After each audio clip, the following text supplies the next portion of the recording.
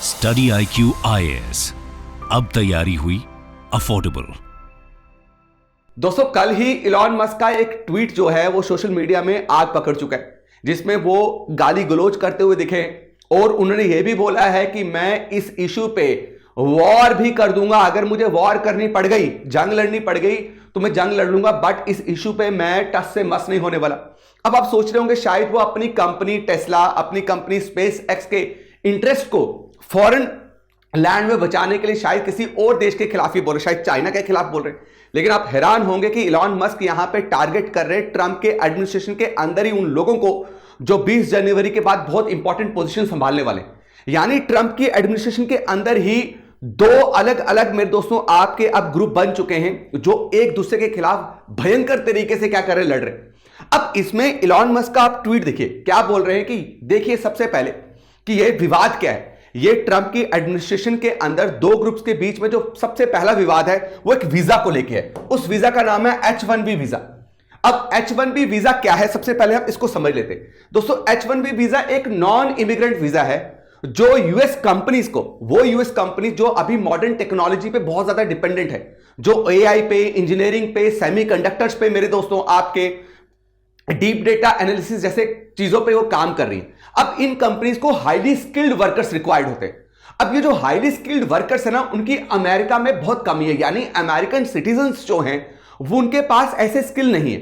अब इसके लिए अमेरिका जो है वो डिपेंडेंट है आपके फॉरेन वर्कर्स में, और सबसे बड़ा जो ग्लोबल टैलेंट पूल है ना वो है इंडिया और चाइना में।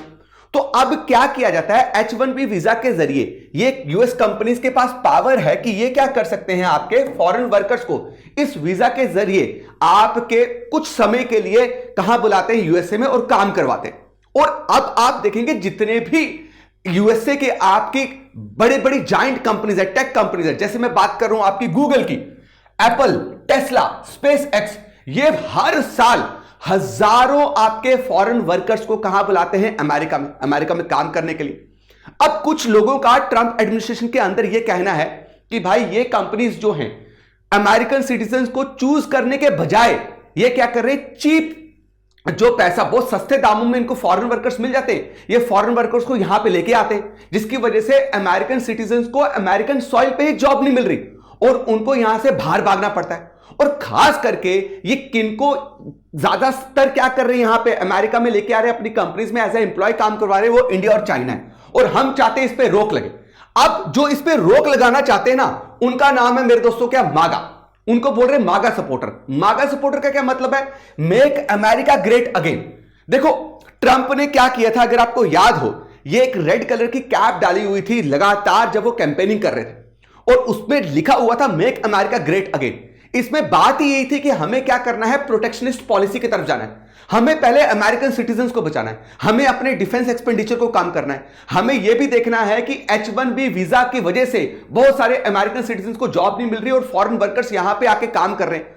तो हम रोकेंगे, H1B वीजा पे भी काफी बड़े हद तक हम क्या करेंगे, बदलाव लाएंगे।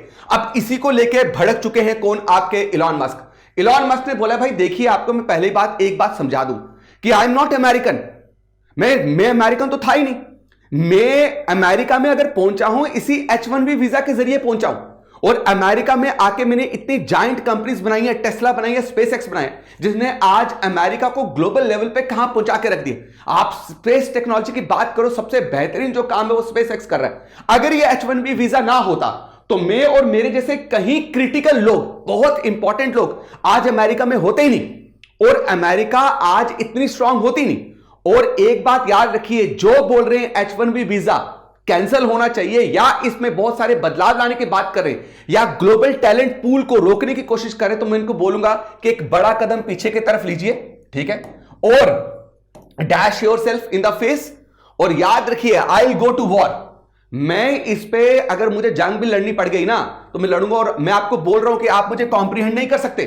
आप समझ नहीं रहे कि H1B वीजा का कितने बड़े लेवल पे फायदा है। आप उठा के देखिए कि भाई गूगल, मेटा, एनवीडिया जो एक सेमीकंडक्टर कंपनी है, यहां पे 70% जो हैं काम करने वाले वर्कर्स कौन है, फॉरेनर है। हम पागल थोड़ी है कि हम फॉरेनर वर्कर्स को ला रहे हैं। हम पागल थोड़ी कि हम ज्यादातर इंडियन इंजीनियर्स को यहां पे बुला रहे हैं, या इंडिया के स्किल्ड वर्कर, चाइना के स्किल्ड वर्कर, या ताइवान के स्किल्ड वर्कर यहां पे आ रहे हैं। हमारा यहां पे मकसद यह है कि जब हम अमेरिका में ही ढूंढते हैं कि हमें कुछ ऐसे स्किल्ड वर्कर मिले, तो अमेरिका में स्किल्ड वर्कर है ही नहीं है। अब मेरी ही कंपनी स्पेस एक्स और टेस्ला में 40% जो वर्कफोर्स है वो सारे इमिग्रेंट्स हैं, और उनको मैंने इसलिए रखा है because they are very specialised in engineering and AI field.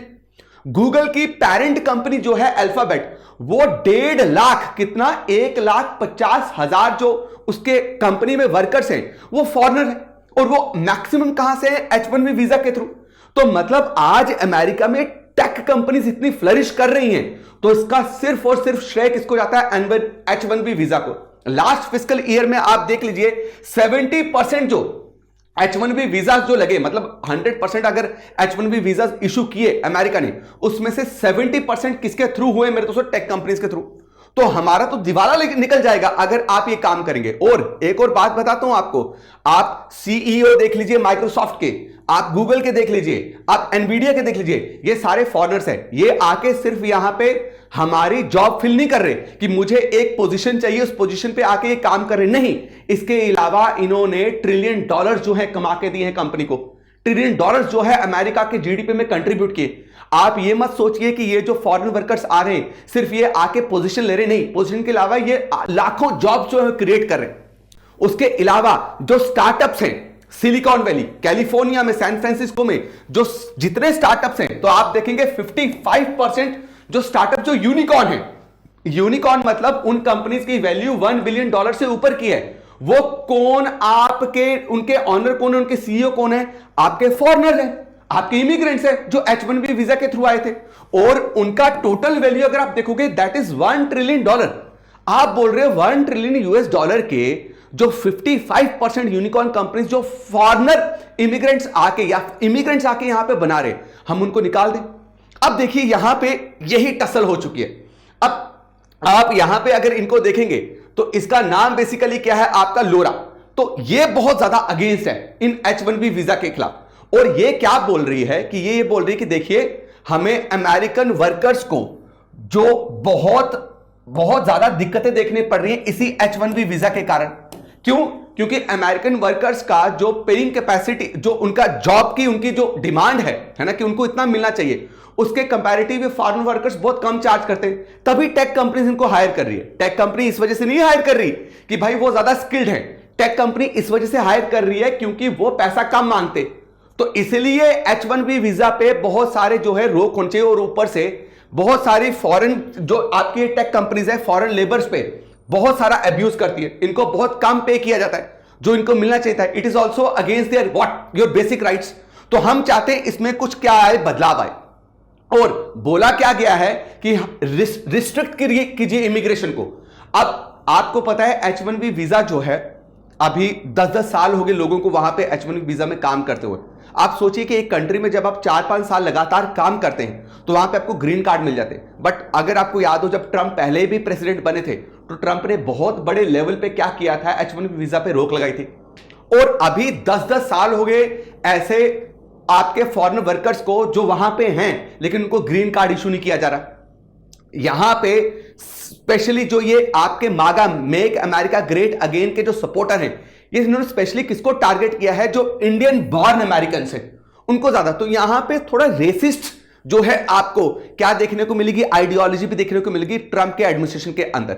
बस इसी को लेके ये बहुत खिलाफ है कि किसी भी तरीके का मुझे रिस्ट्रिक्शन नहीं चाहिए, राइट। हम अगर आपको क्या करना है, चेंज ही करना है, बदलाव लाना है, उस बदलाव से ये इंश्योर कीजिए कि जो ग्लोबल टैलेंट पूल है उसको अमेरिका हमेशा केटर करता रहे, राइट। आप ये नहीं बोल सकते कि टेक कंपनीज जो हैं वो इन फॉरेन लेबरर्स जो आपके बहुत सस्ते दामों पे यहां आ जाते हैं, ऐसा कुछ नहीं है। We are paying them $1 million annually.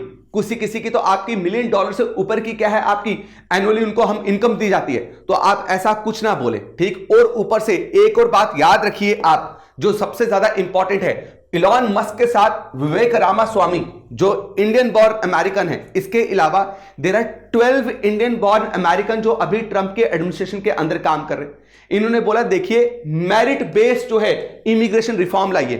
ऐसा नहीं है सबको निकाल दीजिए। आज सीईओ जो माइक्रोसॉफ्ट के सीईओ हैं, गूगल के जो सीईओ हैं, जो सबसे बड़ी जायंट कंपनी के सीईओ हैं, सारे आपके फॉरेन वर्कर्स हैं। आप कैसे उनको निकाल सकते हो?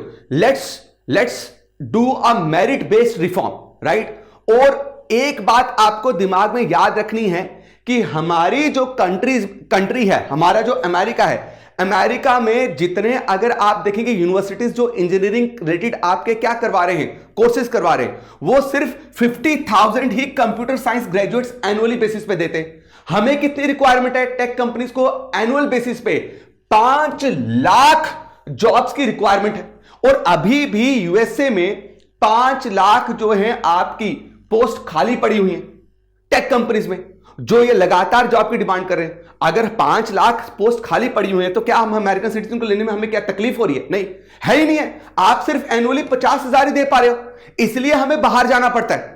आप स्टैटिस्टिक्स चेक करें, ये मैं नहीं बोल रहा हूं, ये ब्यूरो ऑफ लेबर स्टैटिस्टिक्स बोल रहे हैं। और मैं आपको कह देता हूं कि इसको लेते हुए मुझे अगर वॉर भी करनी पड़ गई, लड़ना भी पड़ गया, तो मैं लड़ने के लिए तैयार हूं। I am not going to compromise in this term कि H1B वीजा में अगर रिफॉर्म लाएंगे तो मेरिट बेस्ड रिफॉर्म होगा, ना कि हम सारे इमिग्रेंट्स को रोकें। क्योंकि अगर आपने रोका सारे इमिग्रेंट्स को तो सारी टेक कंपनी सफर करेंगे, इवन मैं भी सफर करूंगा। तभी तो वो बोल रहे हैं कि भैया एक कदम पीछे लो, dash yourself and I am going to wage a war. अगर आप लोगों ने मेरी बात सुनी नहीं तो ये अभी 2 डिफरेंट सपोर्टर्स जो ट्रंप के एडमिनिस्ट्रेशन के अंदर ही हैं, उनका पंगा चल रहा है एक दूसरे के खिलाफ। आई होप आपको ये वीडियो बहुत बेहतरीन तरीके से समझ आई। उसके अलावा मेरे दोस्तों, जैसे लगातार जो है हम आपको बोलते आ रहे हैं कि स्टडी IQ हब, हमेशा कोई भी ऐसा इवेंट आता है जो बहुत ही यादगार इवेंट रहता है, तो उसमें हम उस इवेंट को और बेहतरीन बनाने के लिए we give you a discount, right, on our courses. अब जो बच्चे लॉन्ग टर्म कोर्स के बारे में सोच रहे हैं, जिन बच्चों का ये प्लान है कि हम जो हैं 2026 में जाके अपीयर करेंगे यूपीएससी CSE में, या 2027 में जाके अपीयर करेंगे, उनके लिए सबसे परफेक्ट टाइम यही है। आप इस बैच में एनरोल कर सकते हो। और इसमें अगर आप एनरोल करोगे तो हैवी डिस्काउंट लेने के लिए, जो कि 31 दिसंबर 2024 तक, इस साल के लास्ट दिन तक वैलिड है, आप इस बेनिफिट का फायदा उठा इस चीज का फायदा उठा सकते हैं। उसके लिए आपको क्या करना पड़ेगा? studiiq.com वेबसाइट या StudyIQ की ऐप डाउनलोड करनी है। वहां पे होम पेज में जब आप जाएंगे तो आपको UPSC IAS का लेके P2I फाउंडेशन के कोर्सेज मिलेंगे। अंडर एक फोल्डर है, उसका नाम है एक्सप्लोर कोर्सेज, UPSC लिखा होगा। उसमें जैसे ही आप कोर्सेज को एक्सप्लोर करोगे तो आपको P2I फाउंडेशन कोर्स दिखेगा। ये बैच जो है दिसंबर के महीने में ही हम स्टार्ट कर रहे हैं, राइट? और ये इवनिंग बैच होगा, यानी कि 6 बजे ये बैच स्टार्ट हुआ करेगा। और ये लाइव बैच चलेगा जिसमें टीचर आपको लाइव आके पढ़ाएगा और लाइव आपके क्वेरीज को वहां पे सॉल्व करेगा। इसके अलावा यहां पे 1-to-1 मेंटोरशिप भी है। अगर बाई चांस अगर आप अपना प्री क्लियर करते हैं तो प्री क्लियर हो जाएगा अगर, और आप इस बैच में एनरोल्ड हैं, तो आपको मेंस रेजिडेंशियल प्रोग्राम में फ्री ऑफ कॉस्ट एनरोल करवाया जाएगा। यानी कि आप दिल्ली आएंगे, दिल्ली में आपको फ्री ऑफ कॉस्ट पीजी में रखा जाएगा और वहीं पे आपको कोचिंग भी दी जाएगी और साथ में आपका रहने खाने पीने का खर्चा भी StudyIQ की तरफ से होगा। इसके अलावा इंटरव्यू गाइडेंस प्रोग्राम, जो बहुत बच्चे मार खाते हैं, बच्चों को ऐसा लगता है कि प्री और मेंस क्लियर करने के बाद ही इंटरव्यू की प्रिपरेशन करनी चाहिए, बट इंटरव्यू की प्रिपरेशन जो है वो आपके पहले दिन से स्टार्ट हो जाती है, क्योंकि इंटरव्यू बहुत ही डिसाइडिंग फैक्टर होता है आपकी सिलेक्शन, राइट? और इस इंटरव्यू गाइडेंस प्रोग्राम में जो आपको गाइड करने वाले हैं वो आपके एक्स सिविल सर्वेंट्स हैं, जैसे अनिल स्वरूप सर हैं। वो आपके साथ हमेशा मेंस रेजिडेंशियल प्रोग्राम के साथ ही आपको गाइड करते रहेंगे कि इंटरव्यू में किन चीजों का ध्यान रखना चाहिए ताकि आप ज्यादा मार्क्स फेच कर पाओ। तो इस कोर्स को लेना मत भूलिएगा। और इसमें यह है कि 31 दिसंबर को अगर आप इस कोर्स को लेते हो तो आपको फायदा क्या होगा कि आपको 6 मंथ्स की एडिशनल वैलिडिटी मिलेगी, राइट, इस कोर्स में। तो भूलिएगा ना www.studiiq.com और StudyIQ की ऐप डाउनलोड करने में। और जैसे ही डाउनलोड करोगे तो होम पेज में जाके कोर्स परचेज जब करोगे, कोर्स परचेज करने से पहले RDX लाइव जो है कूपन कोड मेरा जरूर यूज करिएगा, you will get maximum discount in it.